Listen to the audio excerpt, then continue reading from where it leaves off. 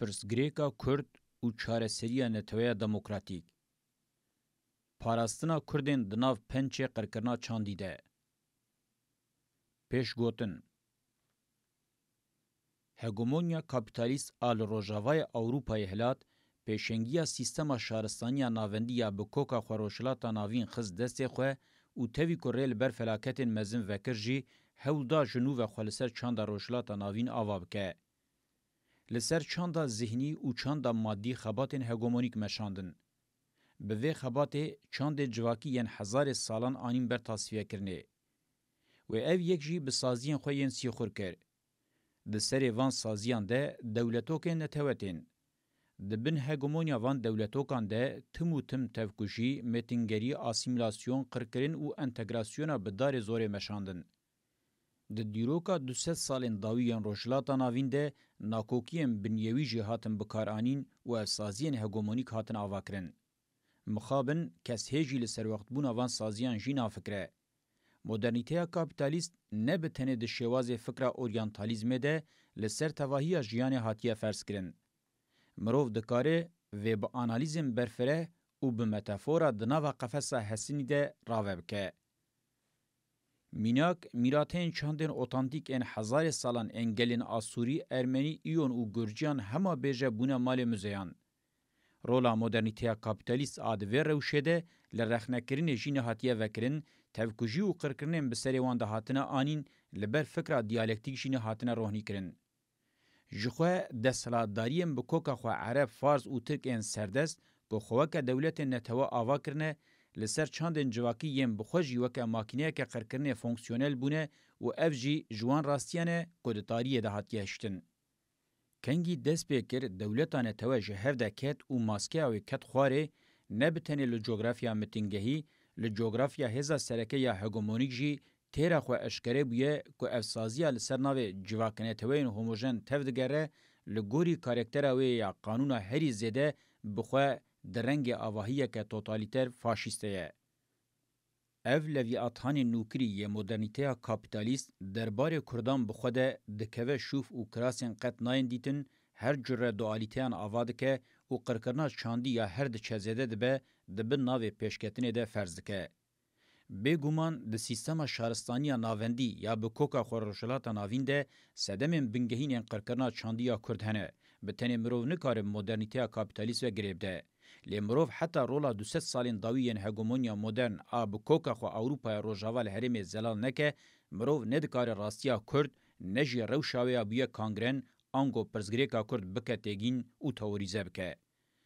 Mirov dikare têkiliya elîta faşîst a Tirkên spî bi tenê bi rastiya Tirk a li ser bermahiyên rêwresma împaratoriya Osmanî çêbû duwarê desthilatdariyeke teng de deyne û ev elîta faşîst ji tirkîtiyê wê de tir ji her cure nexweşên desthilatdariyê yên bê milliyet ava bûye. Gelê Tirk jî di navê de li ser tevahiya çandên rojhilata navîn weke makîneyeke qirkirinê dixebite. Divê de di serî de Inglistan, Almanya, Fransa û hêzên din ên sereke yên hegemonîk ên Ewropayê xwedî berpirsyariya diyar kerin. Kengî qirkirina Ermeniyan gelek caran dikeve rojevê, bi hêsanî mirov dikare rave bike ku ev faşîzma spî ya Tirk weke destik hatiye bikaranîn li hêzên hegemonîk ên behsa wan têne kirin, xwe nadin berpirsyariya xwe ya divê mijarê de û guneh hemûyî dixin stûyê Tirkan. Hemin mirov dikare vê jî weke berevajîkirineke bizanîn rave bike. Mirov dikare vê rastiyê eşkeretir di qirkirina çandîya Kurd de bibîne û zelal bike. Ez ê di vê beşa dawî ya parêznameya xwe de ku ji dadgeha mafê mirovan a Ewropayê re pêşkêş dikim, hewl bidim vê rastiyê zelal bikim. Dadgehkirina min a li girava İmraliyê ya rastî li ser navê sîstema dewleta netewê ya Ewropayê bi komara Tirkiye hatiye kirin. Ango dadgehkirineke bi hêza dewleta Tirk nehatiye kirin. Divê de rola elîta desthilatdariya Tirk ji taşeroniyê pê ve tiştek nîne. Bêguman ev roleke welê ye ku kirête û hişê mirov tevlî hev dike. Ji lewra gelekî giring e ku mirov rastiya wê bi durustî îfade bike. Zora desthilatdariyê ya li ser şexsê min û dekûdolabên hiqûqî bi ısrar naxwazin qebûl bikin û bibînin. Bi operasyoneke Gladio ya gelekî sergirtî û veşartî ez kirim êsîr. اف با آوه کی اشکره دهات و معنی که حقوقا گردونی و حقوقا یکیتی اوروپای دهات بن پیکرن. خصوصا که به وی آوایجی لدادگاه ماف مرووانا اوروپای که دوی عادل به و دبن برپرسیاری کنسیا اوروپای ده دخوازن لدجیمه بکنین انجامه. ورلی هاتیه که دناوا جدوسدی زیده تر دوزن ده همان ستاتوی ین جنوب دادگاه کرنه ده بتنه یاد درباره شخصی من ده بیو که فدی بکن و وجدان وان بیشه کنسیا اوروپای به دولتا تکره با آوائه کی سوسرت لحف کریه و قاشو لسر دوسیای گیشتن انجامه و لدادگاه مافی مرووانا اوروپای وگراندنه. به وی آوایی قبول دکن که بشه هری گرینگا دوزه تمام کرنه. دادگاهی دولتا ترک به تواهی پیوان حقوقا گردونی بمپیده که و لدجی حکم قانونان این لعالی منن خالن تایبت شکرنه. اف بریار و کرنه وی ین لدروی حقوقی لبنده حکم دادگاه مافی مروان یا اوروپاینه. اف 12 سالن که به وی آوایی دمشه. اف ستاتویا انفاظه لسر تحکم خواری نای مشاندن. اف روشامن هم به پیوان حقوقا دادگریا ترک و همجی بیا دادگاه مافی مروان یا اوروپای ره لحوناکه. اف روشان عادل و به ته حقوقی ره لحوناکه نشان ده که کمپلویا ناونتوی یا لدورا دوزه دوار حقوقی ده تیمشاندن و اوجی پشتراز دکه که گلادیو هیجی لسرکاره. به وی آوائی جبو که قرکرنا چاندیا کرد دوزا شخصی من ده اشکره نبه دخوازن کراسکی حقوقی لکمپلویا دومداره بکن. دخوازن راستیا قرکرنا چاندیا لسر کردان اینکار بکن و برجواندین هگومونیا کابیتالیست آروژاوا وکه 200 سالین داوی دوام بکن. من پارزنامه خویا داوی با آوه کی برفره آماده کرد. سدمه و اوه من خواست او لیستیکا مزن نئو لیبرال هگمونیا کاپیتالیست گلوبال د سری د تواهی گلن روشلاتان اوین او لسر تواهی گلن دنیای هول د بلیزه هندک بجی د شifre بکم او ماسکه اوی جروی و بینم خواره بګومان د وې د دستکه هری مزن مجرو شمبیرن اروپایی ګرتیه کو د خورد کرنا تیګینه حقیقت ده کداوان مزنه هر وهات کوشینن آزادی، سوسیالیزم و دموکراسی یک گلن اوروپای به فداکاری که مزن مشاندنه هری کم بقاسی تفگر وان این انتلکتوالی هجانه.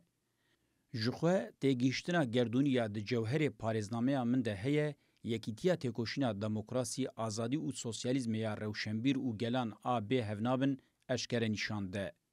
ریبازا من آبنگهین خودسپیر تکیلیا تایبت گردونی یا یک پاره بونه. از جو پارزنامه خو دسکتیه که حقوقی ناپیم. وان کسین جوان وهای گلکی شارزانه و لهمبری مجی خودی حلوسته کنه مینا هوه کی بارباره کی بری تربیه دکن جوه حلوسته جی بهتر آکریت و رزیل اوه باور دکن کوه ده شخص من ده گلکی گلی کور تربیه بکن. از به پارزنامه نبتنی وی حلوسته وان آبقاسی کور رزیله او قاسی ظالم جی اشکره دکم ده همان دمه ده روی راستی و سیستم رزیل پیوان و به ته پیوان اخلاقی ین مرواتی را لحوناکه و ین خودین و نشانده.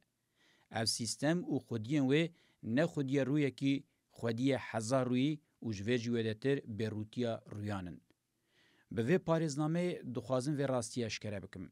پارزنامه من ده سری ده لجغرافیا آناتولیا و مزوپوتامیای لسر تواهی چاندن خوجهی ین لجغرافیا روشلاتا ناوین جسدی ست خودی باندوره که بهزن.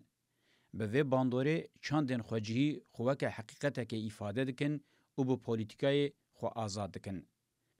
از یقین دکم که به وان پارزنامه من جقوناغن چاندا مرواتی یک آدن لداوی هاتیه هشتن و لسر ناو آزادی، دموکراسی و سوسیالیزم ستونه که سرکه آنگو کوره کی چارخوزی قنجه که هاتیه دانین و دری لجیان راستی مرووی حتی سر پشته هاتیه وکرن.